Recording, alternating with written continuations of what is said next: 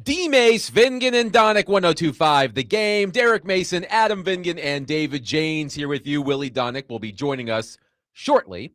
He's in our nation's capital, Washington, D.C., where the Predators will take on the Capitals tonight. Puck drop at 6, pregame at 5, right here on 1025 The Game. The Predators' final game before the NHL's Olympic break. So the Predators' final game for the next 3 weeks. We will discuss the wild game the Predators played last night, a 6-5 overtime loss to the Minnesota Wild. But before we do that, Derek Mason, it is time for Mace in your face. You've got 60 seconds, go. Listen, I think I sent you guys this article. This whole thing with, these Patriot players getting mad at Tom Brady because he stayed neutral.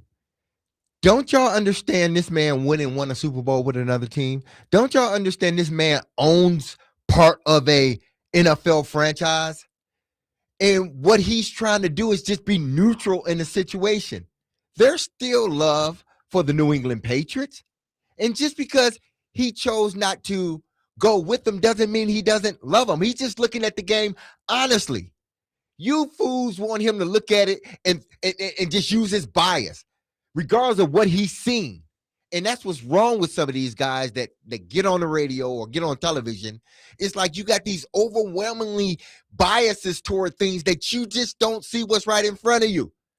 And Tom does. He sees that the Seattle Seahawks are the better team. And he tried to keep it neutral. But the rest of y'all, the old Patriot players, stop with the whining. Stop it. They ain't going to put you in their ring honor no faster. Just stop with the boot licking and butt kissing. So, to be clear, Tom Brady did an interview where he said, quote unquote, I don't have a dog in the fight in this one. And he doesn't. Meaning the Super Bowl. This is not like college where that stuff, like, that runs deep. Like, he will always root for Michigan. There will never be a time where he's like, no, because he's Michigan through and through. But this, because he said he doesn't have a dog in the race. He's neutral in this. If the Patriots win, that's great. That's like when I tell people, I said, listen, when it comes to Baltimore and Tennessee, I love them different, but they get a lot of love. And when they play each other, it's like, hey, the best team will win. I don't lose in either scenario. I win. If Tennessee wins, I win. If Baltimore wins, I win. That's the way I look at it. But some people just like, oh, you got to give a definitive answer. You're either on my side or you're not. Instead of just saying, well, don't you see that I own a team? Don't you see that I work for a network? Don't you know that I won a Super Bowl with another team? Don't you know that the team that I won 6 or 7 Super Bowls, they didn't want me anymore? Like, people don't understand that. Like, people have these so dug in biases that they just can't see. They can't see a clear picture. And the clear picture is here. Tom Brady owns the NFL, part owner of an NFL franchise. He does television, so he can't make it seem like somebody we know that he was just totally biased one way when it came to a particular team. Didn't Tony Romo get in trouble for that because it seemed like he was biased toward the Cowboys? It was one of those quarterbacks that may seem biased toward the, and it might have been a Cowboy former. So it was either Troy Aikman at the beginning of his career, or I just said his name, Romo. And Tom doesn't want to be that way. So I commend Tom. So here are some of the ex-Patriots players who are taking umbrage with Tom Brady not picking the Patriots to win the Super Bowl. Vince Wilfork, quote, that's bullcrap, Tom. At the end of the day, if you're a Patriot for life, you know what it is. Don't give me that political bullcrap. That's just what it is. If you don't think we're going to win, just pick Seattle then. Rob Gronkowski, quote, he probably wants to be the quarterback. He's that competitive. He probably wants to be the guy in the Super Bowl right now. Drake May winning will never take away what Tom has ever done for the game of football or the Patriots. It's like when, listen, he's looking at it with he's not being biased either way, one way or the other. He's looking at it from the standpoint of, I've seen both of these teams throughout the season. I've seen both of these teams in the playoffs. I believe that the Seattle Seahawks is the better team. But you know what? I'm going to stay neutral in this. And I don't know why these guys can't just let it go. Like, man, that organization don't give a damn about you. And wasn't that a song? They don't care about you. Probably. So do you feel better? Yeah, I feel a little better. But that it irked me a little bit because, listen, I'm not a big Tom fan because he went to Michigan. That's the only reason why, because he went to Michigan. But I respect the hell out of him as a pro. Fair enough. Yeah. I'm glad you feel better. There I go. That's what Mace in your face is for. The Nashville Predators, Derek. Yes, did it again. Well, almost. Almost. They did come back from yet another multi-goal deficit. Mm-hmm. But this time, they were unable to finish the job. They lose 6-5 in overtime to the Minnesota Wild last night at Bridgestone Arena. The Predators were down 2-0 before the game was 4 minutes old. But it was tied at 3 at the end of the first period, tied at 4 at the end of the second period.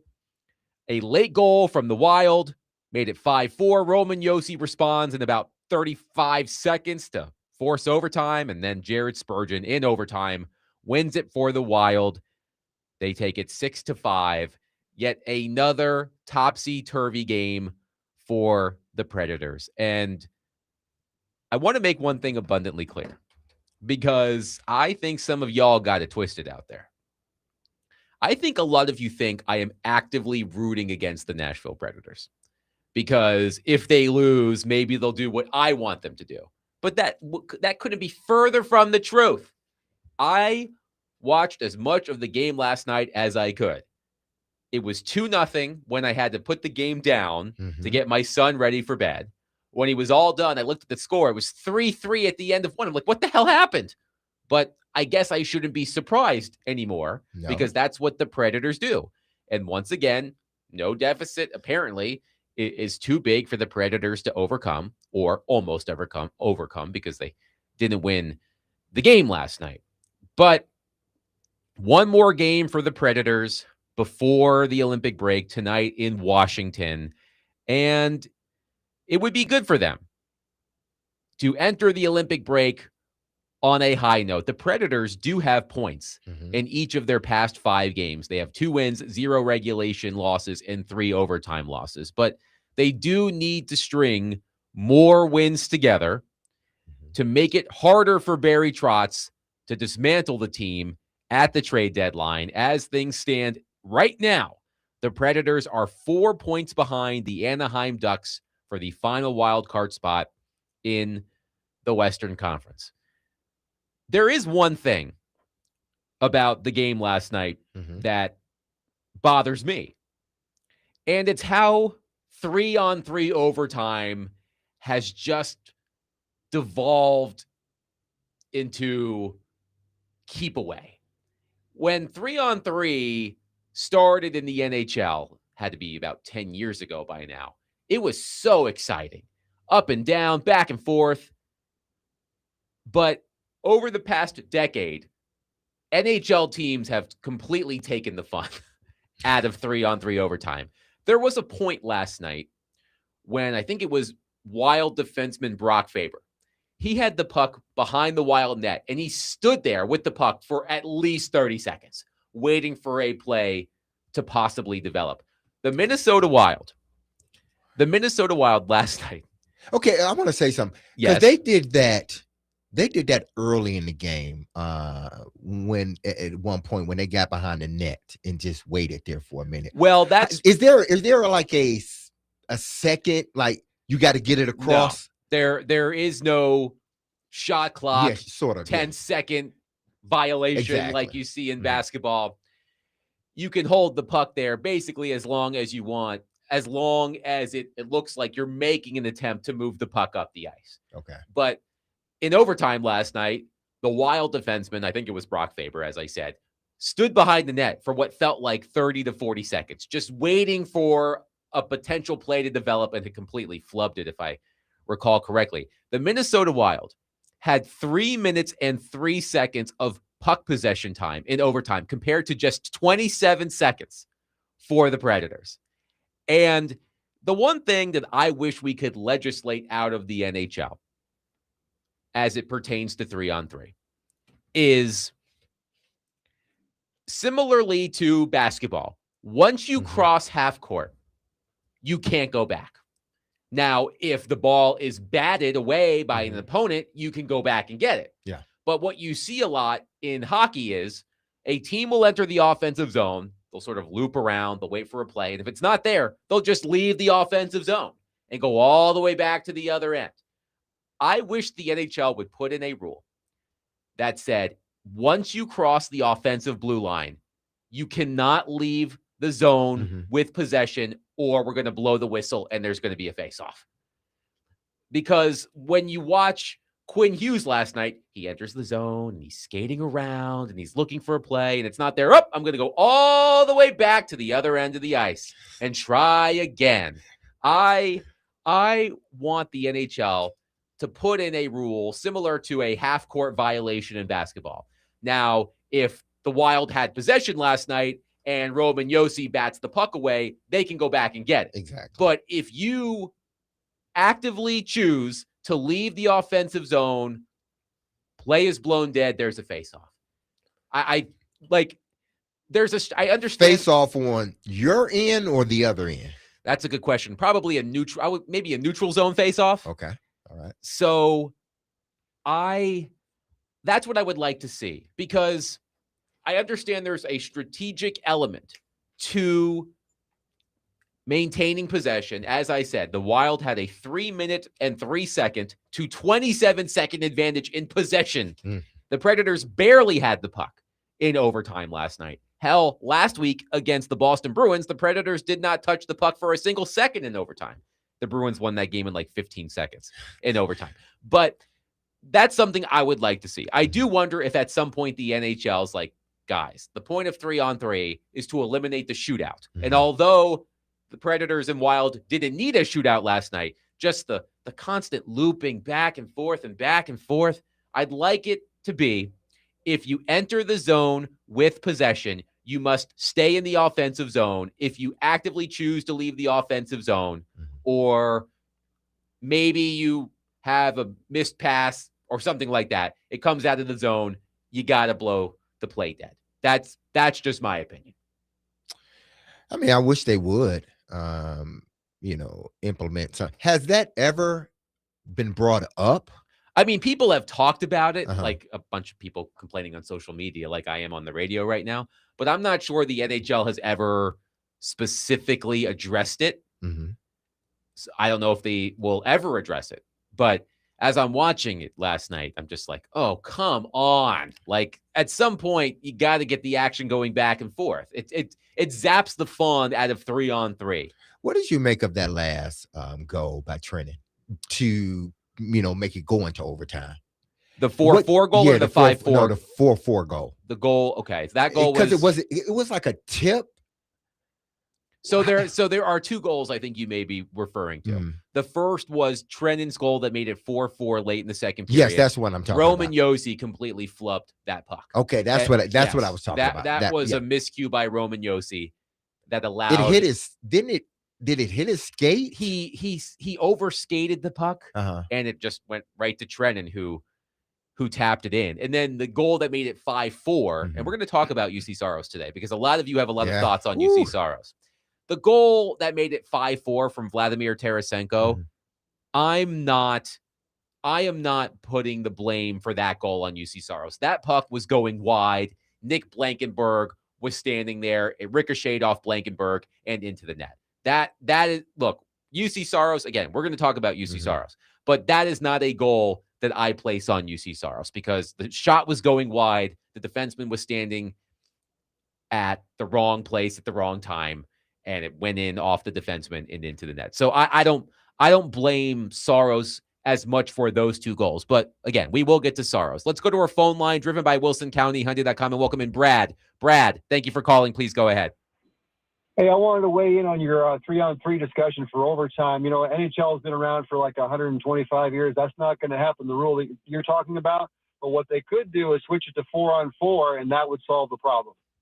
Thank you for the call, Brad. Well, it was 4-on-4, if I'm not mistaken, in overtime initially, before it became 3-on-3, if I remember my NHL rule book correctly. And I may be wrong about that. I look, 3-on-3 for the most part is exciting. But the way that teams have started dragging things out by holding possession for as long as they can and bringing the game to a crawl, it's not fun. No, It's not fun at all. Scott from Shelbyville says Wes McCauley is nothing more than a hot pile of horse crap, meaning the official who refereed the game last night. The two no calls last night in overtime where Stamkos was stripped and held and Evangelista got cross-checked / interfered with. Either were intentional no calls and he had money on the game or incompetent. Take your pick. Well, I'm not going to accuse Wes McCauley of having money on the game. That's a sensitive subject, you know. Yes. Oof. Yeah, in this day and age. Let's go to our friend Adam from Portland on our phone line. Adam, thank you for calling. Go ahead. So, Adam, I've been busier, so I haven't got to really listen to it much since the news coming about Trotz. I'm curious. I'll ask you specifically because I know you covered them forever. Do you think that, number one, Bruno still has a long leash with a new GM? Or is he I don't know if you've covered this already. And Saros, I know we signed to 2050, but if there's a chance that we could possibly get him to get up out of that contract, do you think a new GM would actually be willing to play ball with that and go, hey, I don't like my goalie being 5'3" and giving up these crazy goals in games like last night. I want my goalie to be like Pecorino. I want him to be a big statue in there. And I don't know. Is there any possibility that somebody without feelings for Saros and Bruno will come in here and try to flip them? Thank you for the call, Adam. Let's answer the first question first. Andrew Burnett's leash, now that Barry Trotz is retiring. Certainly, Andrew Burnett's job is at stake because it doesn't matter if it's hockey, basketball, football. If a new GM comes in, he's going to want to have his guy as the coach. Look what happened when Barry Trotz replaced David Poile. Barry Trotz had John Hines. Yes. He wanted Andrew Burnett. John Hines wasn't Trotz's guy, so John Hines is gone. And John Hines, by the way, won the game last night. Well, he didn't win the game, but his team won the game. He was on the bench for the Minnesota Wild, of course, as their head coach. So, yes, Burnett's leash certainly is shorter with the news that a new GM is coming in because it's going to be up to that GM to decide what to do with Burnett. The second part about UC Saros. We will get to that on the other side. But first, let's go to Chad in Hendersonville on our phone line. Chad, thank you for calling. Go ahead. Yeah, talking on the hockey game last night. First of all, it was almost like a playoff game. I think it was near sold out. And just a really good hockey game. And, you know, it's weird when you listen to fans talk about officiating. It's kind of like politics, and I won't take you down there, but you can only see it through your red lens or your blue lens. You can only see it. We've come so conditioned as a culture to only see stuff not objectively anymore. We're not objective. We've been fed one side or the other side, and that's the way we're going to see our life. That's the way we're going to judge every single thing, no matter what it is. I thought the referees did a good job last night. They missed some calls on both sides, but it was relatively even. But if you're just pulling for one side, you're only going to see the one side. But as far as the hockey game, you had both sides. You had little barrage of scoring that we saw, and both goalies kind of were on edge. It's sports. When your goalie gives up a goal, it's defensive. It's the offensive players paid a lot of money to make plays. It's part of the game. It doesn't make your goalie garbage all of a sudden. It was a great hockey game. And even in overtime, that's a strategy. You go and you're 3-on-3 and you go behind the goalie. The defense is 3-on-3. You have a choice. Do you want to go attack that player and put yourself lopsided, or do you want to sit back and let the clock run? That's strategy. That's sports. That's the love of the game. And all I can say is there was a great hockey game, and fans should, the fans that were there, the fans that watched that game, that was a playoff atmosphere. And in the pregame of that show too, and I'll let y'all go, was where we honored the Olympics and all the different flags, and it was just a great atmosphere. And we even suffered through Luke Bryan singing the national anthem. Sorry about that. But thank you for the call, Chad. By the way, I believe that might have been the first call. Hey, the referees did a good job last night. Man. Give refs a chance. You usually don't hear that. Give refs a chance, says Chad. 615-737-1025. Your thoughts on the Predators' 6-5 overtime loss to the Minnesota Wild last night. The Predators down by multiple goals again. They come back, but they're unable to finish the job this time. One more game before the break tonight in Washington. Puck drop at 6, pregame at 5, right here on 102.5 The Game. But coming up next, we will discuss UC Saros because I've seen a lot of UC Saros discourse on social media, and there are a lot of different angles that we need to cover, and we will do that next. 615-737-1025, 94.9 The Fan is your home for Vanderbilt women's basketball tonight. The number 7 Commodores take on number 16 Kentucky at 6 p.m. Pregame begins at 5:45.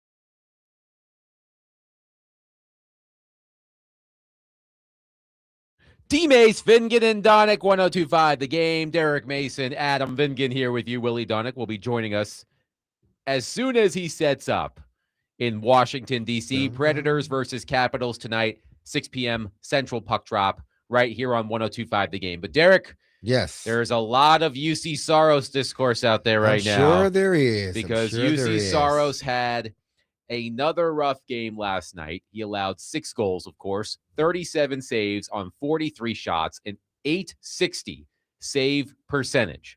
UC Saros, Derek Mason, has allowed at least 3 goals in 9 consecutive games.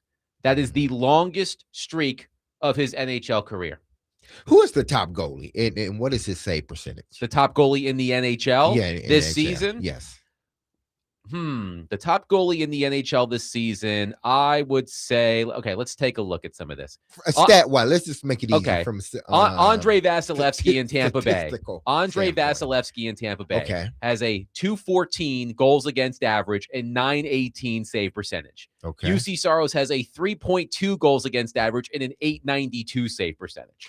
Okay, and listen, I was just asking because I wanted to see, okay, where's the top guy? Where does UC Saros fall? Average it out. Is he playing below average? Yes. Hockey. So he is a below average goalie this season. And I've always been a supporter of UC Saros. And I think he's a good goalie. But they need better. Frank, they just need better. I can see it for what it's worth. That there was a point where UC was on his game. Yes. And he was one of the best around. Mm-hmm. But for the last, 2 years, it hasn't, this year in particular, it hasn't looked good. He's had his moments. I get stretches. it. Yes. He's had stretches of good play. If I am not mistaken, he was quite good in the month of December to help the Predators get back to where they are in the standings. But overall, especially lately, it has been rough. As I said, 9 consecutive games allowing at least 3 goals. That's the longest streak of his NHL career. In those 9 starts, he has a 4.31 goals against average and an .875 save percentage. Now, it's important to offer a lot of context. Yes. And by the way, to answer Adam in Portland's question from earlier, he asked, could the new GM try to find a way to get out of UC Saros' contract? It's going to be tough because UC Saros has a no movement clause until 2031, which means until 2031, it's all up to him whether he wants to be traded. So those clauses don't change when a new GM comes in. Just because Barry Trotz was the GM who signed UC Saros to that contract doesn't mean that when the new GM comes in, that contract is void. That clause is voided. So the new GM is going to have to play by the same rules as Barry Trotz. UC Saros has a no movement clause in his contract through 2031, which means for the next 5 years, if the Predators want to trade UC Saros, he has to clear it first. So I would temper your expectations. And what I mean by that is it's probably not going to happen, guys. So when I look at UC Saros' play, again, he hasn't been great lately. I am not going to blame every goal against last night on him. I mentioned the Yakov Trenin goal that made it 4-4. Roman Josi flubbed that puck and set up Trenin to score that goal. Vladimir Tarasenko scored to make it 5-4. That shot was going wide. Nick Blankenberg was standing at the wrong place at the wrong time. It bounced off Blankenberg and past Saros. That shot was not going on net. So again, I don't blame Saros for those 2 goals. You also have to keep in mind that, and we'll get Willie's thoughts on this when he comes in, the defense has slipped overall, and that has negatively affected UC Saros. Last night, UC Saros faced 17 shots from the inner slot, which is basically right in front of the net. And keep in mind, at the end of that game, it was 5-5 in regulation with a minute left. UC Saros had to make 3 saves in a row on shots right in front of the net to preserve the tie. So he stood tall there. But the defense has slipped in front of him. But at the same time, there are goals that he allows that he probably shouldn't be allowing. I thought this was an eye-opening stat, Derek. We talk about the Predators struggling to start on time. They allowed 2 goals last night before the game was 4 minutes old. UC Saros leads the NHL in goals allowed within the first 5 minutes of games. He has allowed 14 goals this season within the first 5 minutes of a game. And again, is that all on UC Saros? No. The team needs to be ready to play in front of him too. But I just think that he's been way too inconsistent. And one thing that Willie and I have talked about, and we agree on, is the issue with UC Saros, I think this season specifically, is he either has outstanding games where he steals the game for the Predators, or he looks like he did at points last night. There aren't many games where UC Saros is just okay. He's either great or bad. And that's an issue. Okay, now you're saying that you can't put all of this on UC. And, there are 5 other guys on the ice for the Predators. So there's always nuances when it comes to this. Just like the quarterback, it's he may not have had a good game, but it's not just him, singularly. It's other guys that contributed to it as well. But when you have a slam dunk, you got to make the slam dunk.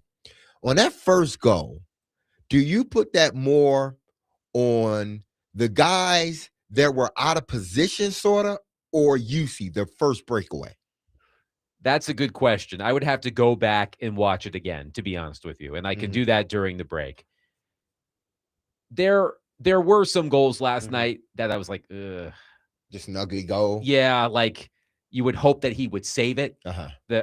One thing that we all like to say, oh man, he'll want to have that one back. Like I feel like there were a couple of those last night for the Predators. One texter says, on Saros, he played solidly for the first 30 to 40 games. He's been mediocre for the past 15 games. The team has no confidence in Annunen. I don't know about that. The blame is on Trotz for letting Askarov, Wedgwood, and Lankinen go. Okay, one texter says, every time you guys talk about goaltending, you prove how little you know about hockey. Exactly how, Brad? You can call or text 615-737-1025. I don't mean to toot my own horn or anything, but I think I know a thing or two about hockey. 3 or 4. I'm not an X's and O's savant or anything like that, but I've been around the game long enough. I think I know what I'm talking about. So, again, another thing that stands out to me, Derek, is one thing that UC Saros wasn't getting a lot of last season was goal support. He was playing well, relatively, but the team wasn't scoring. That was a big problem last year with all of these high-paid scorers like Stamkos and Forsberg, and they weren't scoring goals. So UC Saros had a really small margin for error. If he wasn't near perfect, he wasn't going to get the goal support. This year, he's getting the goal support. In this 9-game stretch I've been referring to, the Predators are averaging roughly 3.8 goals when he plays. Nearly 4 goals. That should be enough for a goalie, even if he doesn't have his best stuff. Nearly 4 goals of goal support, run support, like in baseball, that should be enough that even if you aren't on your game, you should still play well enough to win if your team is giving you that much help offensively. And you're right. And I think now that you bring that up, I think the caller that talked about the first 30 games, or was it the texter? First 30 games, he was pretty good, but then the last 15, he sort of fell off. Maybe the philosophy has changed on trying to push the puck and score more goals rather than to be more defensive. Now, maybe that's something that Willie can really, go dive deep. Not that you can't, but maybe Willie, because he's sitting there and he's watching it. Maybe he can go in depth with that, but maybe that's what it is, because yes, this team has sort of exploded when it comes to scoring goals. 615-737-1025. Willie Donick will join the program coming up next. We'll get his thoughts. We'll take your thoughts as well about the recent play of UC Saros. Again, 9 consecutive games allowing at least 3 goals, the longest streak of his NHL career. Should we be concerned? 615-737-1025. Willie Donick, Derek Mason, Adam Vingan, 1025 The Game.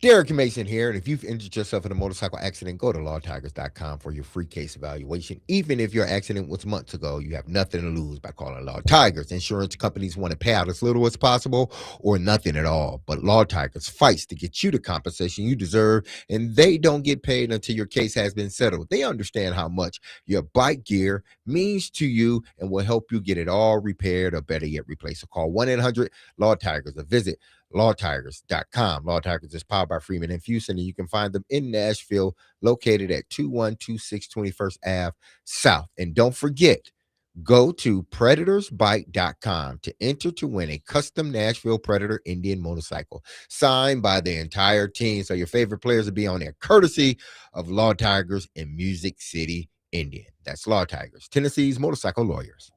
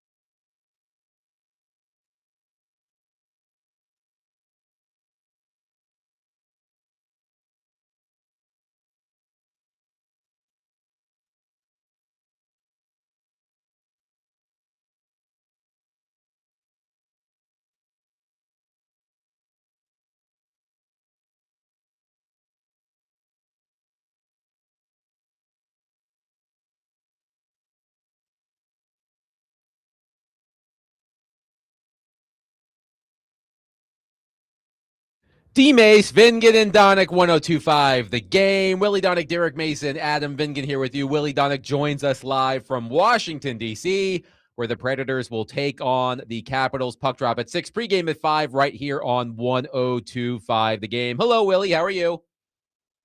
Hello, gentlemen. Greetings from our nation's capital. So, Willie, we were just talking about UC Saros. Another loss for him last night, as I mentioned a couple of times. The longest streak of his NHL career, allowing at least 3 goals. It's now up to 9 games. And as you can imagine, there's a lot of UC Saros discourse happening in the Predators fan base. But Derek had a question that I think you're well equipped to answer that he thinks may explain why Saros is struggling. Yeah, because one of our texters texted in and said that, well, UC was playing pretty good first 30 games, and then the last 15 or so, he hasn't been playing too well. And I started to think about it. Did this team change philosophy, sort of? Because they have been more of a offensive team as of lately. They have been putting the puck in the back of the net as of lately. And that can, as you know, that can sort of alter how the goalie is playing. I'm not taking anything, I'm not making any excuses for UC. I think UC needs to play better. But what's the philosophy in your eyes changed just a bit? I don't think the philosophy has changed in the slightest, but I agree. They're playing in a lot more of these wide open games that it becomes a more higher scoring game. I would say in these 9 games, if you're throwing that stat out there, Adam, there's a lot of those games where I thought UC Saros played really well and gave up 3. So I wouldn't just look at goals against. I wouldn't just look at the save percentage. I keep coming back to the same thing. I'm consistent with it all along. About every 6 or 7 starts, he has a game where he gets buried, and it really screws up the numbers that you're seeing in those baseball card stats, the first ones that you see. Last night was an interesting game, to say the least. Had the Predators won in overtime, Adam, he would have gotten a steal in that game because Minnesota got so much heat towards the Predator net. I didn't think it was UC Saros' best game by any stretch, especially at the beginning of the game. I think that's really, if there's an area that has probably hurt him the most, it's probably some goals early in the game that he's let in. But last night, too, was a weird game. I mean, the goal that puts Minnesota up 5-4 is a shot that's going nowhere near the net, and it banks off of Nick Blankenburg and in. There was it was kind of a nightmare game for Nick Blankenburg. He had another play where the puck got popped in the air in the first period. He bats it towards the corner. It hits right off of Michael McCarron and goes right back in front of the net, and Matt Boldy tips it in. So I don't think UC Saros is playing his best right now, but I think he's mixing in a lot of quality starts. And like I said, when it goes bad for this team, it seems to go really bad everywhere, and it seems to reflect on him, especially with the stats. You weren't on when I said this, Willie, but UC Saros has allowed 14 goals within the first 5 minutes of a game this season. That leads the NHL. It's 2 more than the next closest goaltender on the list. So to your point about he and the team not starting on time, you saw 2 goals within the first 5 minutes of the game last night for Minnesota. So I do think that also hurts the perception of UC Saros's performance, that he gives up more goals in the first 5 minutes of games than any other goalie in the league. But remember, he's playing more than anybody in the league. So he's going to give up more. And so I would say, and you tell me if I'm wrong, Justus Onanen has had plenty of games where he's given up a couple early. I don't know. I think it's more of a Predator thing than a UC Saros thing. Onanen, he's had plenty of games where he's surrendered a couple of early goals. Colorado comes to mind. Vegas comes to mind. Places where the Predators ended up playing a good game, but it was the same thing. So it's the starts of the games in general is one of the strangest things that I think I've ever seen in a Predators season. The way it's unfolded, and it happened again last night. So it is odd the way this is going here. But I admit I'm a little mystified with the UC Saros thing. I keep waiting for the big run by him where he really locks in and and plays great for 3 or 4 weeks. We've seen flashes of that. We've seen a lot of great performances, but not consistently for a long period of time where he plays at that Vezina level and makes everybody better. Chuck on our text line, driven by WilsonCountyHyundai.com, says, at some point, your goalie has to be able to carry your team. Saros is good, but he's not consistent enough to be that guy who's ever going to carry you deep into the playoffs. And that is something, Willie and Derek, as we know, that will continue to hound UC Saros until he gets it done. UC Saros does not have a playoff series win to his name. And we've been through this many, many times. I'm not sure how many of the playoff series UC Saros has started in that I would hold against him personally. Perhaps the qualifying round in the COVID bubble against the Arizona Coyotes, maybe.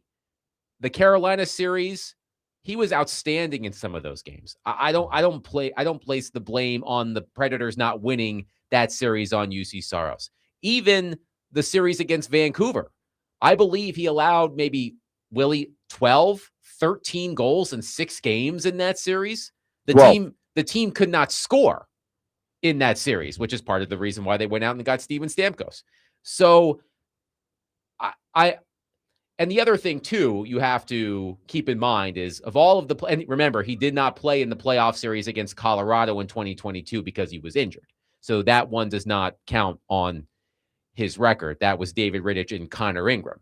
But the only series that UC Saros has started in the playoffs where the team has gone into that series as the favorite was the qualifying round series against the Arizona Coyotes. So if you want to hold that one against them, I can hear that. The other ones, I don't place the lion's share of the blame, Willie, on Saros for the Predators not winning those series. And that's been covered pretty thoroughly, I would say, in our market. What's happening now to me is not connected with he hasn't won in the playoffs.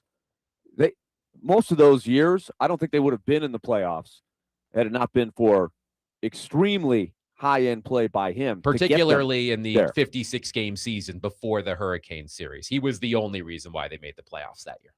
That would be the number one ranked. I would say in the one that he ended up taking the job from Pekka Rinne in the 2020 bubble is because John Hines had pretty much started using him as the main man to get them back up over the playoff line right before the pandemic hit.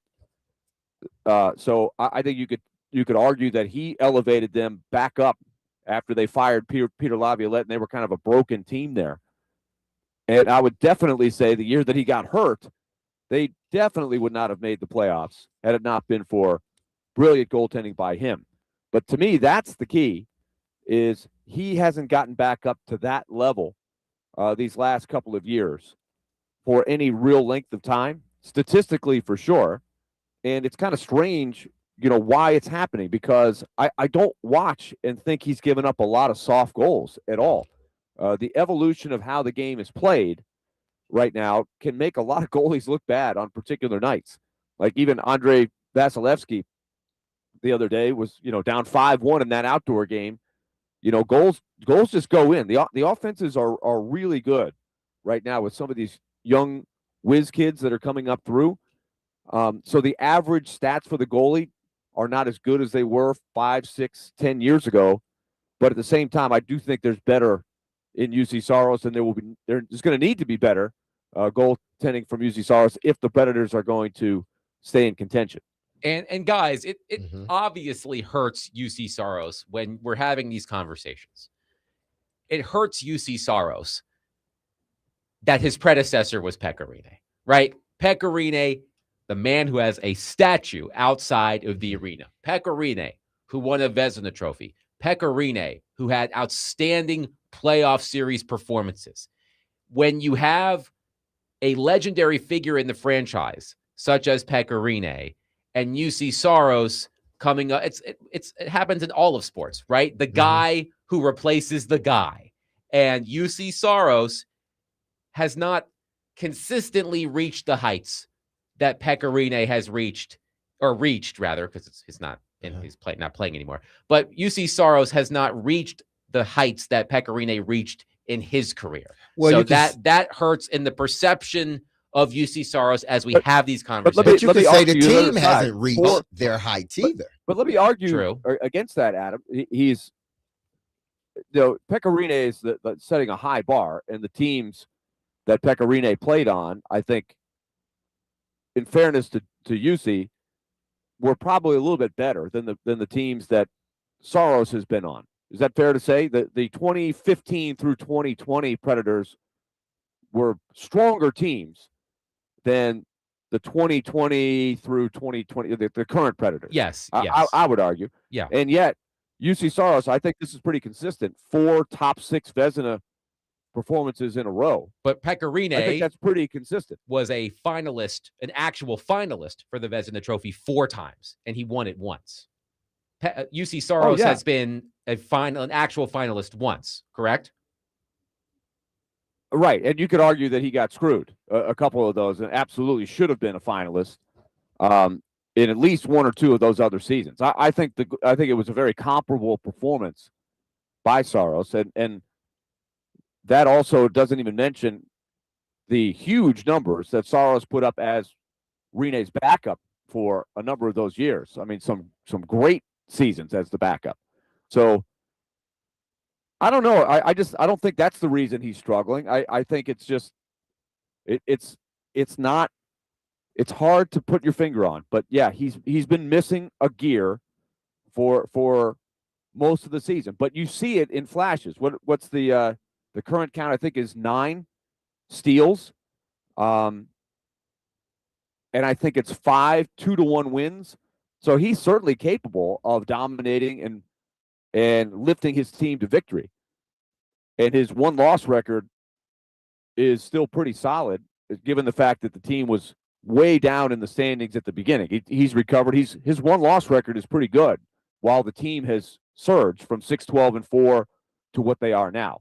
But it's that every 6th or 7th game where he's given up 5 or 6 that it really knocks those numbers down. I think Onanen has been victim of the same thing. He's played a lot of good games as well, and he's been buried a few times to make his stats look a lot worse than they are. 615-737-1025 will continue to take your thoughts on the Predators. They fall 6-5 in overtime against the Wild last night at Bridgestone Arena. They take on the Capitals tonight in D.C., their final game before the NHL's Olympic break. 615-737-1025. Aren't we blessed that Elliotte Friedman, Sportsnet NHL insider, is pulling double duty on DVD this week? He joined us on Monday after breaking the news of Barry Trotz's retirement, and he will join us coming up next. Elliotte Friedman, 615-737-1025. Willie Donick, Derek Mason, Adam Vingan. We are broadcasting from the Busy Bee Plumbing, Heating, and Air Conditioning Game Nashville studios, home of the $99 yearly Beehive membership, where the buzz is always about great service.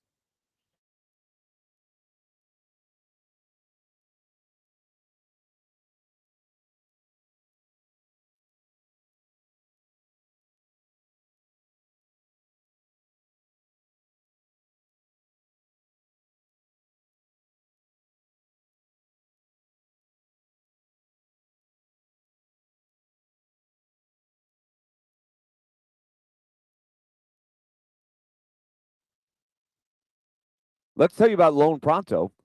They have fixed rate mortgages right now with APRs as low as 4.89%, the lowest in years. And that's important because if you have a 6% loan or a higher mortgage rate, you need to call them right away because you could drop your payment big time with a refi.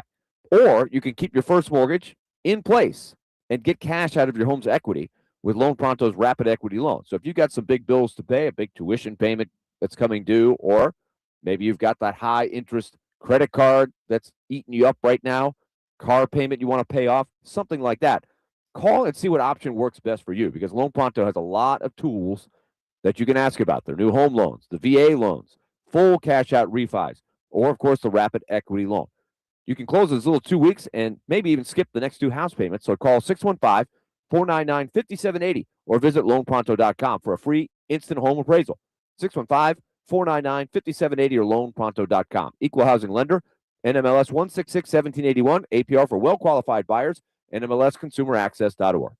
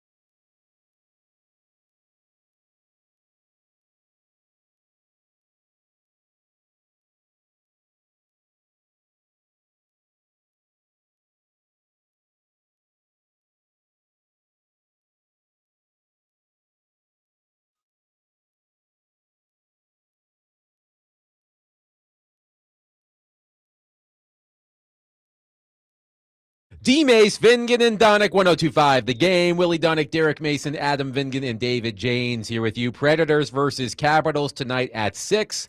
The final game before the NHL's Olympic break. And as I said before our break, how blessed are we that Sportsnet NHL insider Elliotte Friedman is pulling double duty for us this week. He joined us on Monday. He joins us now. He is presented by Old National Bank. Get old. Hi, Elliotte. How are you? There's no way you wanted to talk to me twice in a week. My wife doesn't even like to talk to me twice in a day.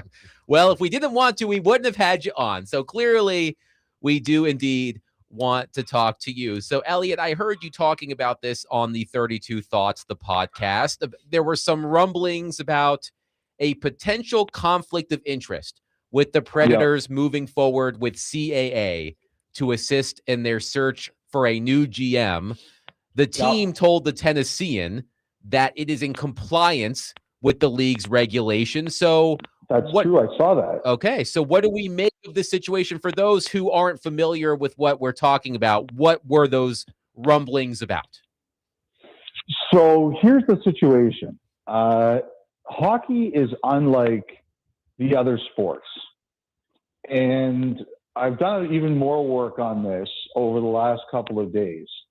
So, Derek, NFL, that there are agencies, they represent players and they represent coaches and they represent executives.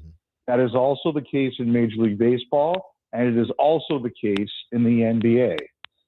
The NHL, so years ago, there was a gentleman who was in charge of the NHL Players Association named Bob Goodnow, and he hated that. Absolutely hated it. He thought it was a conflict of interest. He felt that players, the people who represent players should not be allowed to represent coaches and executives. And if you heard the pod as you did, Adam, you heard Kyle Bukauskas, my co-host, ask me why that is. And one of the things they talked about was, would the agent ever put pressure on the coach saying, hey, you've got to play our guy more and you've got to play our guy less, or that other guy from a different agency less. You have to help out our guys. Well, after I dropped that pod, Adam, I got another call from another agent who said to me too that while that was true, there was another reason, and that was that the Players Association had concerns that if a player represented all of these players and represented a general manager, would they ever do a favor to the GM and say, you can give this guy a little bit more and this guy a little bit less, and it was all one big tight circle. Whatever the case was, the Players Association has something in their guidelines that says this is not allowed, sort of. There's a bit of a gray area. So a couple years ago, Kyle Dubas was hired as the president of hockey operations for the Pittsburgh Penguins. And Kyle was represented by a lawyer from Wasserman, which is another big firm. And Wasserman represents players as well. Like Roman Josi is one of Wasserman's big clients. But the agent who represented Kyle Dubas did not represent players. And they said, sorry, that's still not good enough. And they said, we don't want that. Now, the other thing here, too, is that what CAA, I think, has argued is that if they don't hire one of their clients, it shouldn't matter. But the league, as Bill Haslam has said, they don't care. It's the Players Association that cares. And a couple weeks ago, they had a big Players Association agents meeting where this kind of scenario was brought up, and they reminded the agents that this is important to them and it will be enforced. So I don't know how this is going to turn out, but as a couple of, personally to me, I don't care. I think Bill Haslam is an adult.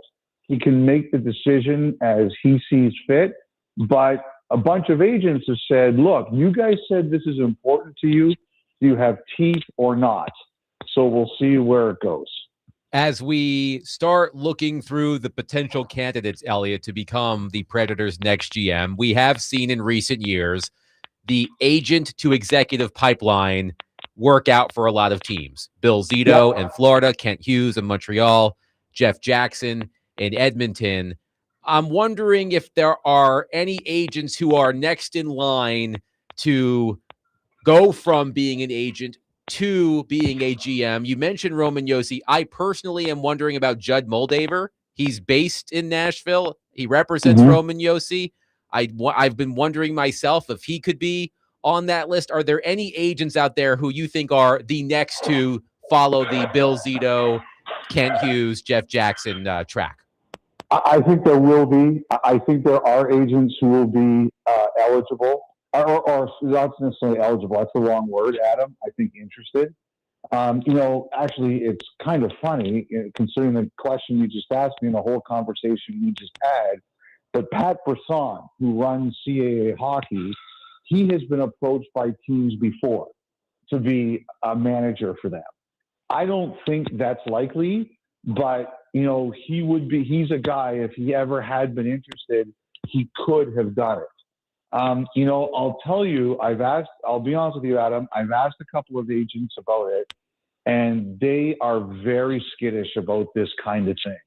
And the reason is that they're worried if their names get out, that other agents are going to start poaching their clients. So I've had a few people deny it to me, and we'll see where we go. As for Judd, it's pretty fun.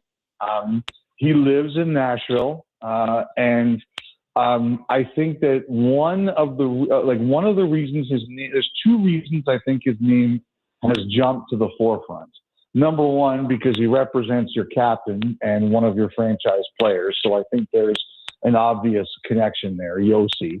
But I think also when the news started to get out that maybe there was a change here, I think he was seen chatting or meeting during a game with, I don't know if it was Bill Haslam, I don't know if it was Sean Henry, who it was, but they were seen together and people started to put two and two together, or at least think they were putting two and two together. So I don't know if Judd sees that as what he wants to do. I haven't spoken to him about it yet, but the reason I think his name is circulating, Adam, is because of that. So I don't know if it's just sort of a fluke that it happened or that he would be interested. I mean, he's got big clients coming up to unrestricted free agency, Connor McDavid, Austin Matthews. I don't know if this would be the right time for him.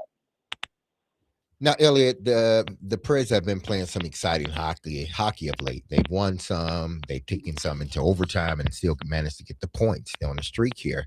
But it's fun to watch, Derek. Exactly, but the fan base is still a little, still a little shy about what's going on, or apprehensive. Let's say that, and they're also apprehensive a little bit about UC Soros.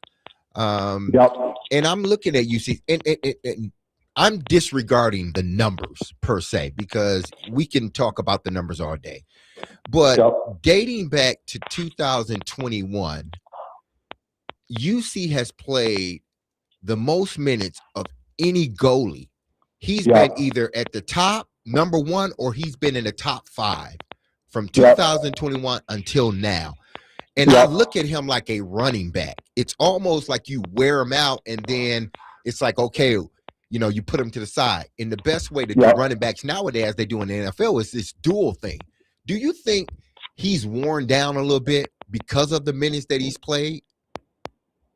Derek, I think it's very possible. And I think that what happens is that if the Predators hadn't got back into the race, he probably wouldn't be playing as much as he is.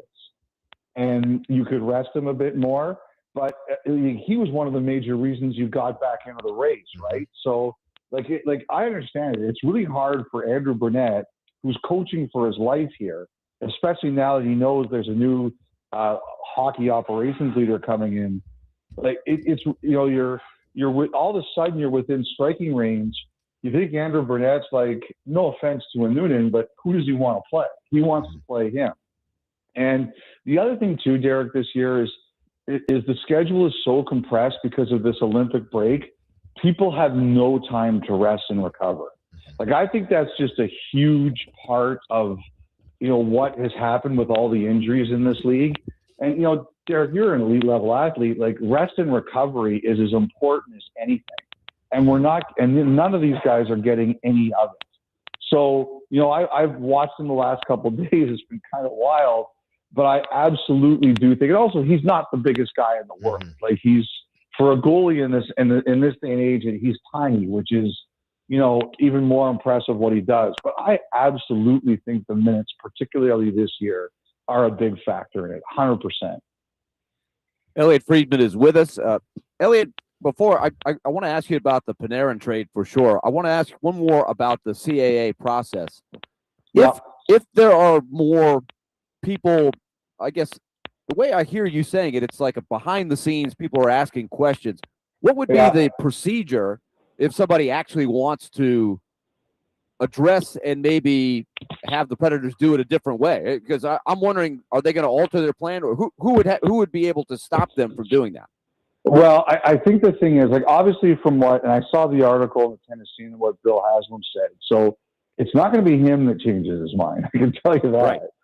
And again, like, it's really interesting to me, Willie, because this is the only league that cares about this. The other leagues don't. So one of two things is going to happen. Either the Players Association is going to say, okay, we're not bothered by this. And I find that hard to believe, considering they just had a meeting about it where that was discussed 3 weeks ago. What they could do in theory is they could say to the CAA agents, you have to decertify. And like, it seems a lot for me, but that's like the farthest case scenario that they could take it. They could say you're in violation of our rules, and they could either decertify or punish them in some way. So it's the Players Association that would have the power here. Okay, so let's move on to the Panarin trade, because I think a lot of people maybe didn't understand where the leverage was coming from, and because when you see a guy like Panarin get dealt, and you expect like a long list of things coming back to the Rangers, and it wasn't that big. But explain to people why, and do you think the Rangers did as well as they could under the circumstances? I think you can always do better. I think this. A couple of things happened. I mean, I don't know if you saw the story I wrote today, Willie, but it was a really crazy last 48 hours. Like, it was insane. And I think that Panarin wanted the Florida teams to be involved. They couldn't do it. It just wasn't feasible. And I think next he looked at California and Anaheim. I think and he's got a history with the coach of the Ducks, Joel Quenneville. They were together in Chicago. Anaheim couldn't do an extension, and an extension was paramount to Panarin. So that was number one. San Jose was in. I still haven't figured out exactly where it ended there, but obviously they didn't get him. And he focused on LA. And, what I heard, though, was that LA and him were talking about a $45 million contract. And yesterday, or 2 days ago, Tuesday, the Kings decided they weren't doing that. And it kind of fell apart for a few hours. And Panarin is represented by a guy named Paul Theophanis. And I haven't spoken to him directly, but I heard about, like, he was calling around to try to get interest in his client. And that's his job, right? And, like, he was telling some teams he was going to Carolina, and he was telling other teams that he had a $60 million contract on the table. And, like, it got around. Like, people, and all of a sudden, I got a call on Tuesday night as I was preparing for the Leafs Oilers broadcast saying, you better get ready, Panarin's going to Carolina. And I made a couple calls, and people said, that's not true. Like, that's not happening. But he was going around trying to, in a bit of a panic, trying to drum up business for his guy, and it was getting everywhere. Like, I wasn't the only guy that heard that. A few different reporters heard that. And then, I guess Panarin just said, look, I want to go to LA. And they went and they got the 2x11 contract that they got done yesterday. Now, he has a no-move clause. He had control. And yesterday he went to the Rangers and said, look, I'm only going to Los Angeles. And in that moment, I think the Rangers had two choices. They could really draw a hard line, and they could say, we're not doing that. And some teams have done that before. But I think one of the complicating factors here is that the Rangers have had a couple situations that went really sideways for them in terms of player relations. They had a couple players who really exited in a negative way. Barclay Goodrow, who's in San Jose, was one. Jacob Trouba, who's in Anaheim, is another. And their relationship with Chris Kreider really fractured too. Although at the end, when they sorted it out last year, Kreider thanked the Rangers for sending him to somewhere he wanted to go. And they traded a defenseman a couple of days ago, Carson Soucy, who he traded him to the Islanders, and his wife just had a baby. And he thanked the Rangers for trading him to a place where he didn't have to move. And I kind of wonder, Willie, if that was a factor in all this. If the Rangers had taken such a beating for the way they'd handled players on the way out, that they were like, we're going to take a bit of an L for this one, a knee, and say, all right, we're not going to fight him. We're going to send him to where he wants to go. Now, I think the return would have been seen as okay if he hadn't signed the extension. Because he signs the extension, it looks worse. But ultimately, I think the Rangers wanted to do right by the player. And number two, I think they really wanted this noise over with. And, you can take a hard line sometimes, but it doesn't always mean it's going to work out in the end. I think they just said, look, clean break, let's go. If you can, we got a limited time here, kind of a 1-2 punch here. You had mentioned on the Michael Bunting front that they were close to making a deal. Barry Trotz seemed puzzled by that yesterday. Of course, you deal with this plenty of times, right? You always handled it well when, somebody takes issue with something you reported. It happens all the time to people in your profession. So maybe you could address that. And also, Ryan O'Reilly, 3 more assists last night. It's unbelievable how well he's playing. I just can't imagine what his stock is right now. Well, first of all, on the Bunting thing, I don't want to pick a fight with Barry Trotz. I heard what I heard, and I stand by it, and I'm not gonna, nobody's called me to say I was wrong. And usually, if I get a call, I usually will get a call. But you know what? I don't know. Maybe it's semantics about how close it was or wasn't. But I'm not gonna pick a fight with Barry. But I heard what I heard, and I said what I said. And that's fine. As you said, that's life in the big city. When it comes to the O'Reilly, look, I think people want him bad. I do. And I think if the offer was right and it would have to be big, I think Trotz and the Predators would go to him. But I just think that right now they're in the race, and I can't see O'Reilly wanting to bail on the team if they're in the race. Elliotte Friedman, Sportsnet NHL Insider, has been our guest on D. Mace, Vingan, and Donick. He is presented by Old National Bank. Get old. Elliotte, thank you so much for both of your appearances this week. We'll catch up next week. Well, you know what, guys? I'm going to Italy on Saturday for the Olympics, so we'll have to figure this out. But should be okay, but we'll have to figure it out. Okay, we will indeed figure it out. We will charge the international coverage to the station, but don't tell our bosses. But listen, that has come up before on the show. The phone bill when we have somebody on from Europe. Thank you, Elliotte. Safe travels. All right, take care, guys. Be well. 615-737-1025. I mean, we could Zoom with him. Zoom works. Zoom works. Yeah, Zoom's a good option. Always. Zoom's a good option.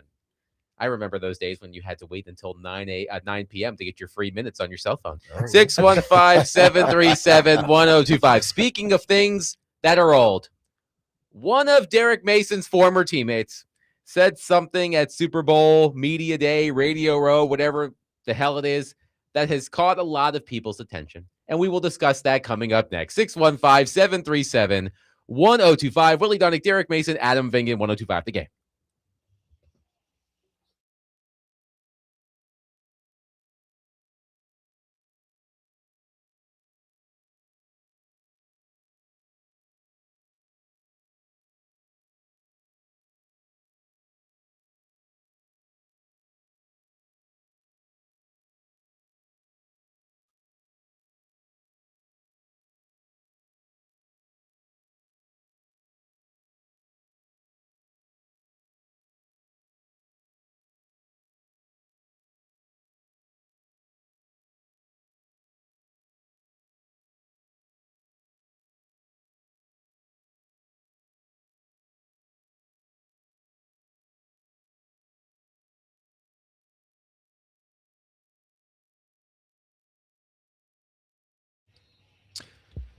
Hey, this is Derek Mason. You heard me tell you about Dr. Lodge and his staff over at Cool Springs MD for some time. If you set out to lose weight, chances are it's not your first time setting a goal to shed some extra pounds only to face disappointment. But I got some good news because at Cool Springs MD, Dr. Lodge and his team understands the frustration of this cycle, and that is why they offer a different approach to weight loss. Their comprehensive weight loss program is led by Dr. Jeffrey Lodge and addresses the root cause of weight gain with tailored nutrition, exercise, blood test supplements, and more. They will customize a program specific to you and you only. You know why I know? Because they've done it for me. So connect with Dr. Lodge at CoolSpringsMD.com today to schedule your appointment for a personalized weight loss plan just for you. That's Cool Springs MD, where your weight loss journey becomes a success story.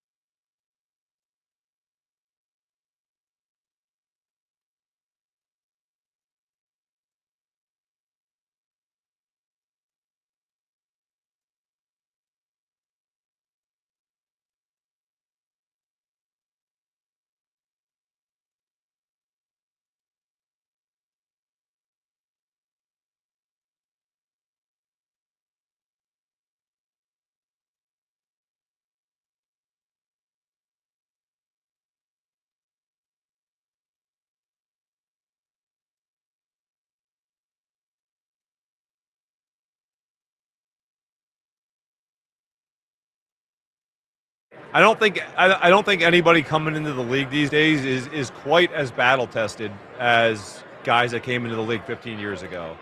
I think you can kind of, if you're a good high school recruit, you can kind of ride your way through college, and they're going to pick you because you have potential. I think there was less of that 15 years ago. I think our generation does benefit from, dealing with a little bit of tougher times, just like the generation 20 years before me benefited over us. You know what I mean? Yeah. And you're right. I kind of came in as it was transitioning. So I still have that mindset. Like, I don't think it should be roughing the passer when they land on us. I don't think being slapped in the head should be roughing the passer. It honestly annoys me because it affects games in a negative way at random times. Yeah. And they can call it or not call it. It needs to get out of the game. They need to go back to it. I know CTE is a thing these days and all that, but it's football. We signed up to play it. And I do think that the guys in my generation probably benefit a little bit from having that mindset, because the guys that are coming into the league nowadays, they look at me like I'm crazy. Like, what do you mean you want receivers to get laid out over the middle and you want guys to be able to land on you? I'm like, yeah, guys, that's football. That was Joe Flacco on Kevin Clark's show at Super Bowl Radio Row, or whatever it's called these days. Mm-hmm. That's your old teammate, Derek Yes, Mason. it is. And I saw you as you heard that clip. You were shaking your head. You were basically saying, "You tell him, Joe." But what do you think of what Flacco had to say? I mean, one thing about Joe, he's going to tell you how he feels and what's on his mind. I think he's going to make a really good coach if indeed he chooses, or, be on radio or television if he chooses to, because he got a way of explaining things.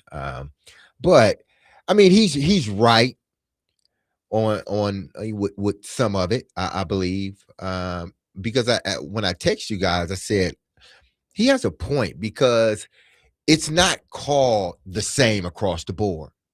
You may see a quarterback get hit in the head, and they don't call it. And then the very next series for the other quarterback, they call it. Or you see on one game, they make 2 or 3 calls. And in the next game, you see the same thing that happens, and they don't make no call. There's no uniform way of calling, roughing the passer.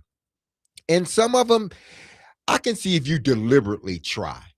But some of them are these, ticky-tack calls that, like Joe said, 10, 15 years ago, 20 years ago, that was just a part of football. It was almost like, the hand being a part of the ball in basketball, Willie. And if you hit the hand, it's okay as a part of it. But now it seems like they call it more often, especially with a really good jump shooter. They figure you're impeding his jump shot some way.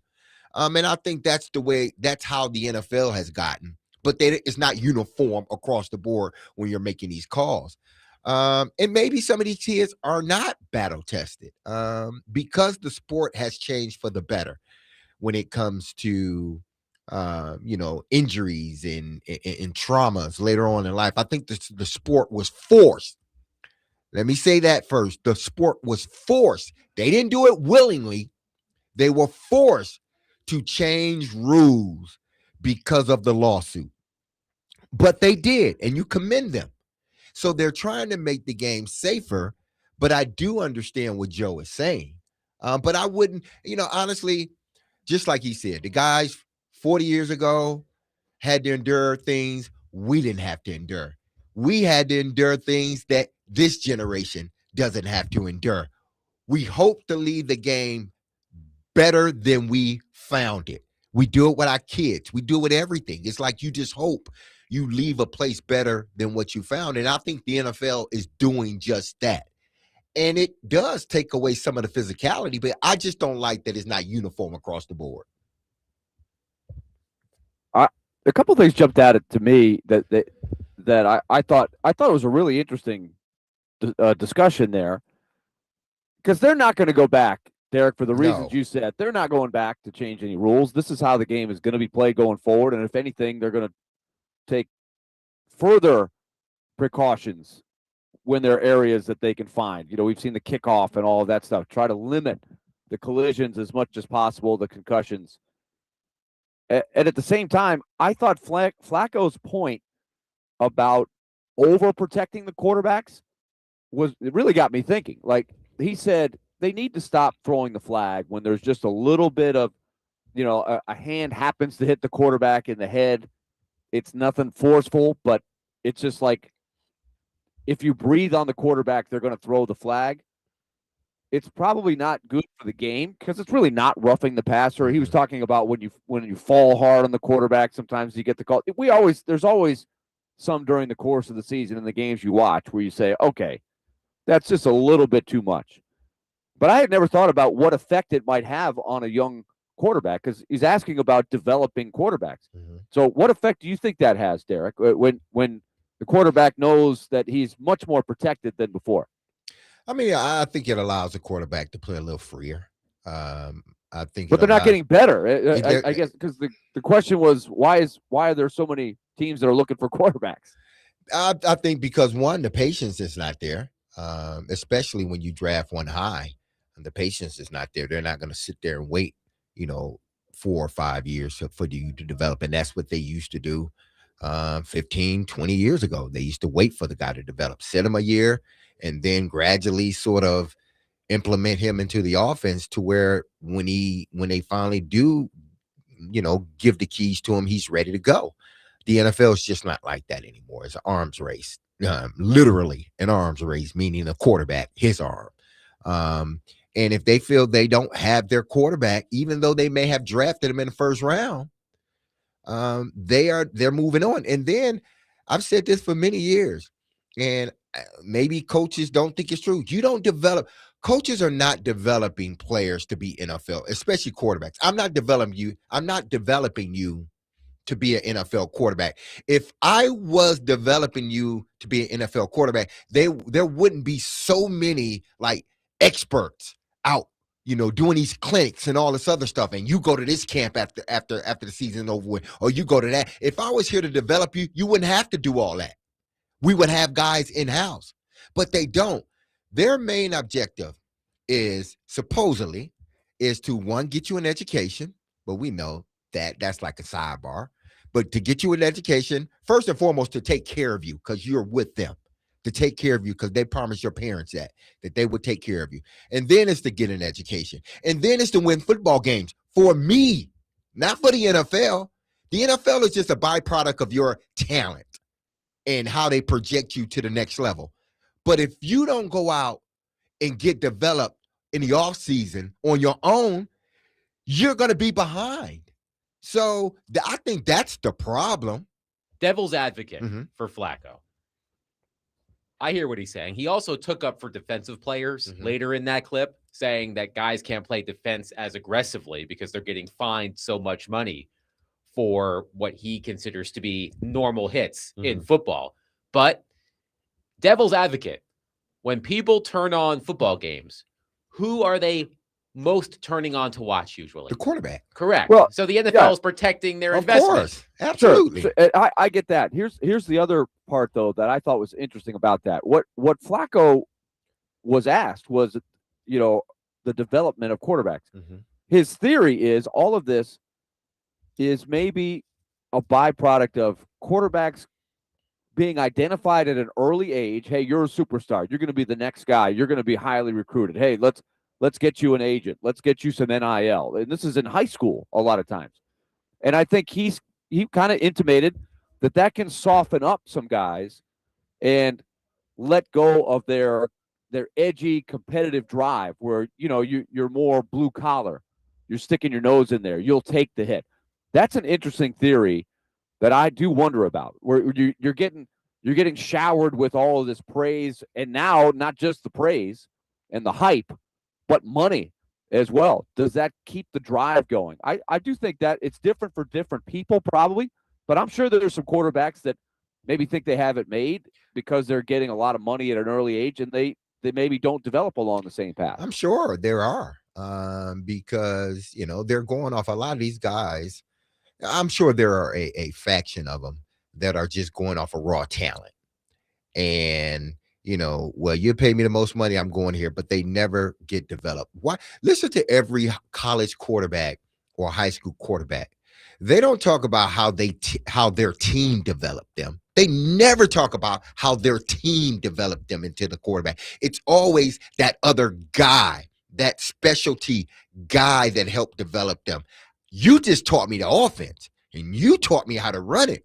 But that guy developed all of these techniques that I'm doing, my mechanics. They developed it. You just made sure because of your knowledge that those mechanics that they taught me that I keep to them in the game or during break, because as the season goes on, you tend to sort of slip back into some bad habits because you're tired, fatigue sets in, your body's hurting. So every once in a while, you may step back into a bad habit. They are there to make sure you don't. But in the off season, you are going to a specialist because you're not going to get developed by the guys that are at the university tasked to coach you. I'm not saying that they are bad coaches, but their main goal is to win football games for them. So I'm going to teach you everything you need to know to win football games for me. That's why some wide receivers, when they come out, I can just look at them, watch them play a little bit, and tell you he's going to have a hard time in the NFL because they're not teaching him how to really run a route, how to manipulate the defense. That's why, and I hate to go down the street, but UT, I said that about a lot of their guys that have come out lately, and it has proven to be true, quarterback or receiver, that it's a hell of an offense. Hypo got it mastered, and Ye will score a lot of points, and he may end up winning the national championship with UTB, because of it. But make no mistake, they have not developed an NFL quarterback or wide receiver, top tier. I love Jennings. Jennings is probably the only guy that I've seen that has really developed himself into an NFL player, and a damn good one. But the rest of them is like, I'm not here to develop you like that. You do that on your own time. You here to work out and win football games for us. 615-737-1025. We have some reaction. We'll get to it next. Also, I do have a pair of tickets to give away. If you would like to see Trevor Noah at the Ryman Auditorium this Tuesday, February 10th, be caller number 3 at 615-737-1025. Caller number 3 will win a pair of tickets to see Trevor Noah at the Ryman this Tuesday, February 10th. Call now, 615-737-1025. We'll wrap up the show next. Willie Donick, Derek Mason, Adam Vingan, 1025 The Game.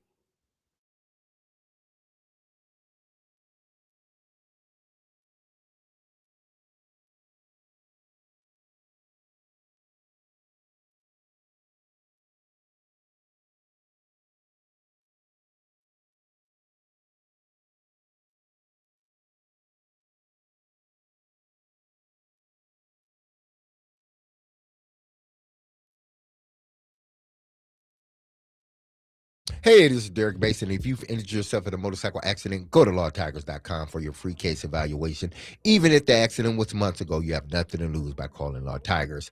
Insurance companies want to pay out as little as possible, or frankly, nothing at all. But Law Tigers fights to get you the compensation you deserve, and they don't get paid until your case has been settled. They understand how much your bike and gear means to you, or what it means to you, and they will help you get it all repaired, or better yet, replaced. So call 1-800-LAW-TIGERS or visit lawtigers.com. Law Tigers is powered by Friedman and Houston, and you can find them in Nashville, located at 2126 21st Ave South. And don't forget, go to predatorsbike.com to enter to win a custom Nashville Predator Indian motorcycle signed by the entire team, courtesy of Law Tigers in Music City, Indian. That's Law Tigers, Tennessee's motorcycle lawyers.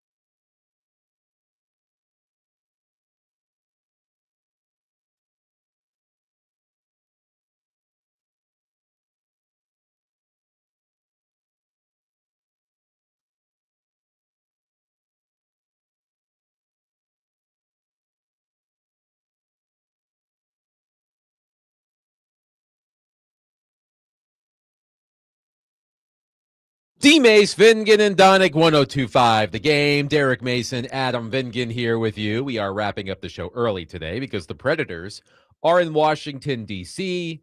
to take on the Capitals. Puck drop at 6. Pregame at the top of the hour with Max High Maintenance Hers.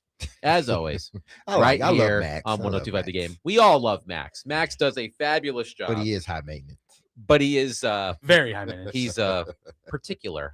That's a nice way to put it. He's particular.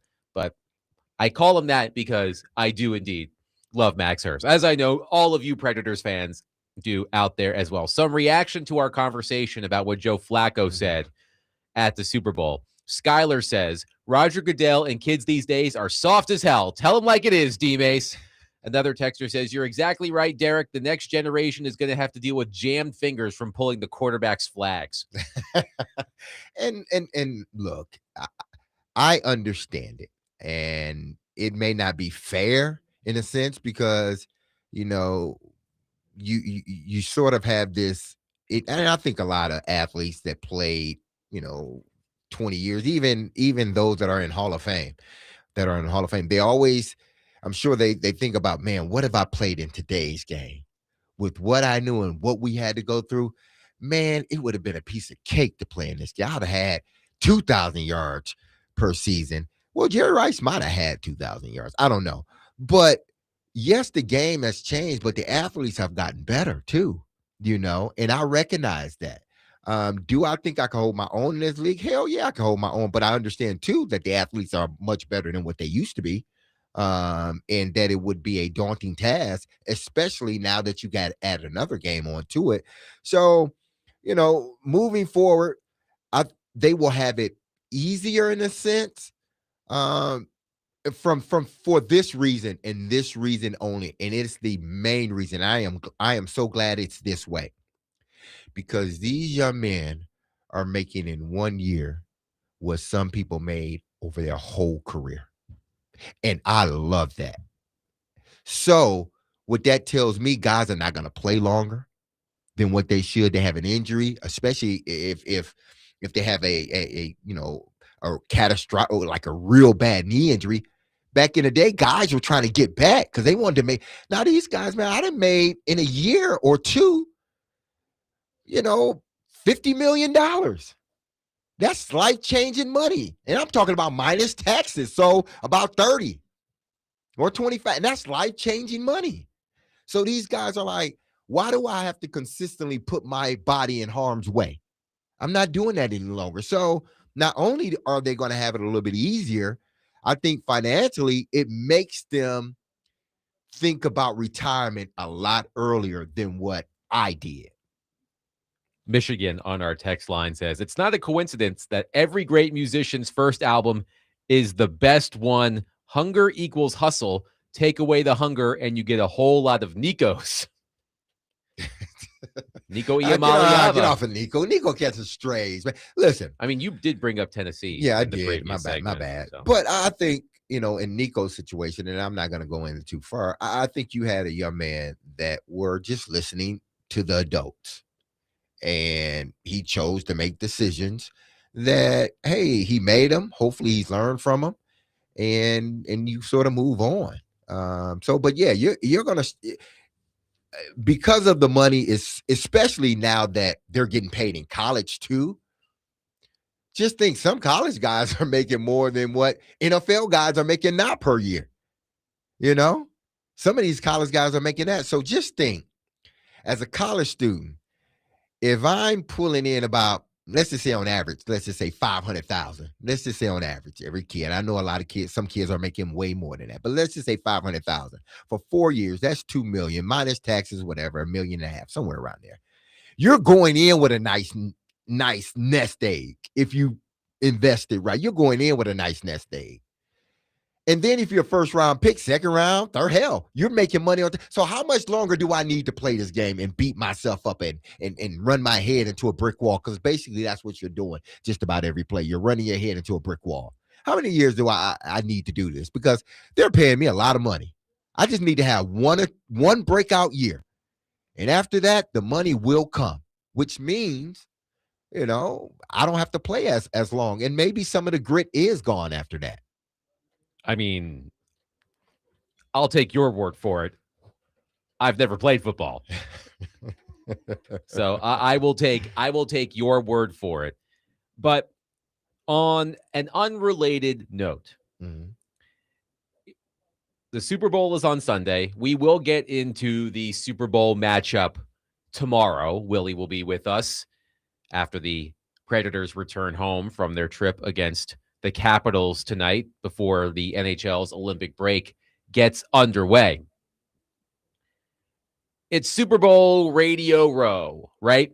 I've never done a Super Bowl Radio Row. I mean, I would love to. If the Super Bowl comes to Nashville in the new stadium, I'm sure we'll be on Super Bowl Radio Row. I've been parts of Radio Rows before, SEC Media Days, and it's a whole thing. It's a whole thing. There are two people who consistently show up to Super Bowl Radio Row that I no longer need to see. Two sports adjacent people. Number one, O's the Mentalist. We get it. You do magic or something like magic. You've seen it on NFL primetime all the time. He goes into the meeting rooms with the NFL teams and he freaks them out with how he can read their minds and all of that. That great. I've seen it. I'm done. All right. We get it. Jump the shark. Yeah, we get it. It's whatever. That's number one. Number two, Frank Caliendo. I never need to hear Frank Caliendo do an impression of John Madden or Jerry Jones or Stephen A. Smith ever again. I get it. Still do it? Oh, yeah. They're still having him do that? He did it today on the Rich Eisen show. Oh, my goodness. I didn't realize that. Look, and I know that Super Bowl Radio Row is for people who are semi-famous to go around and hawk products and all of that stuff. But, I don't need the two of them in particular. It's enough. It's enough. You don't need to be in the sports world. We get it. Move on. I don't know why it bothers me so much. Like Duke wearing yellow shoes the other night. That was a senior moment for me, yelling at the cloud. But Frank Caliendo, O's the Mentalist. I've had just about enough of both of you. Being on Radio Row, whether it be in any sport, and during this time, whether it's the Stanley Cup Finals, an MLB World Series, or more in particular, All-Star games, there are people out and they have all these, media people, and you got to do these interviews. And do you get weird when a guy or girl, it's like they come up to you and the only reason they're coming up to you is to talk about whatever product they got to push. Well, and sometimes they don't even know enough about the product. Yeah, I don't have that experience. I don't have the experience of someone saying, "Well, we'll let this this random linebacker that you sort of know from a team that isn't in your market, he's advertising this laundry detergent and he played in the Super Bowl 4 years ago, so you can have him on and talk about that while he pimps Tide detergent." I haven't had that experience. And I understand you do what you got to do. I get it. But I'm saying for a guy there, a journalist or reporter, or more so a reporter, or a radio show host, more importantly, they come to the table and I've experienced it. I think, once when we were in New York for the Super Bowl. And it was cool, but you knew they were coming up to the table and they were going to be talking about whatever it is they were pushing. And it was like, I don't want to know about that product, but I understand you got to push it. So Brian Curtis, who is a media columnist for The Ringer, he has a really clever hierarchy of Super Bowl Radio Row. Depending on which day you're there, that determines how important you are. There are Monday guys and Tuesday guys and Wednesday guys, so on and so forth. Thursday guys, according to him, are the most important. Oh, okay. Thursday guys are the most important because you're getting close to the game. But Friday guys are not as important because the Thursday guys leave after Thursday. Okay. So if you're a Monday guy or a Tuesday guy, you're really not that important. If you're a Wednesday guy or a Thursday guy, then people want to talk to you. So it's Monday, Tuesday, and Friday.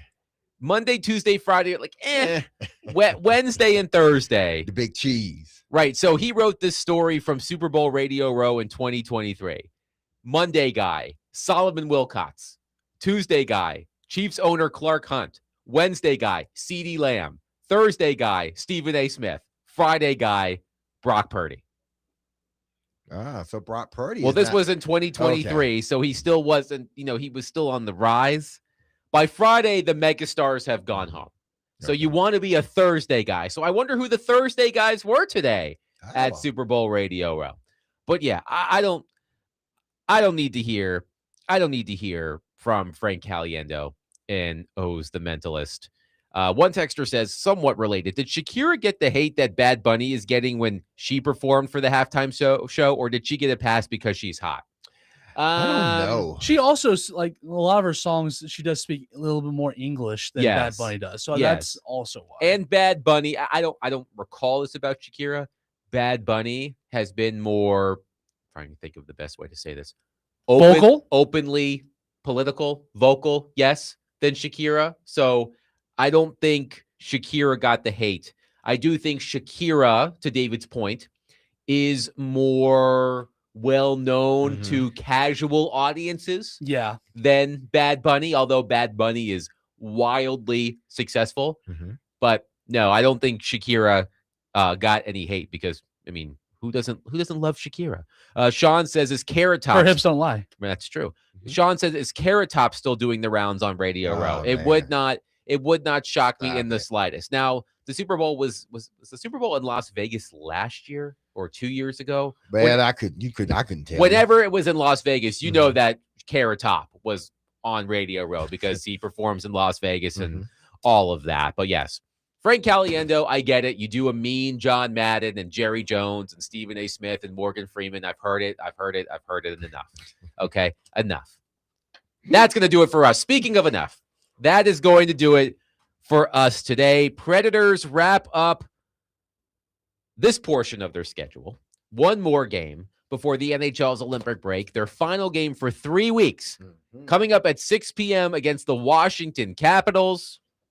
Pre-game with Max Hers coming up in just a matter of moments. We will be back in full force at 3 o'clock tomorrow. We'll talk to you then. Be loved, love on your people. Have a safe and blessed and wonderful day. I love you. The team loves you. You hear that music, don't you forget about us, because we will not forget about you. See you tomorrow at 3 p.m. on 102.5 The Game. Peace.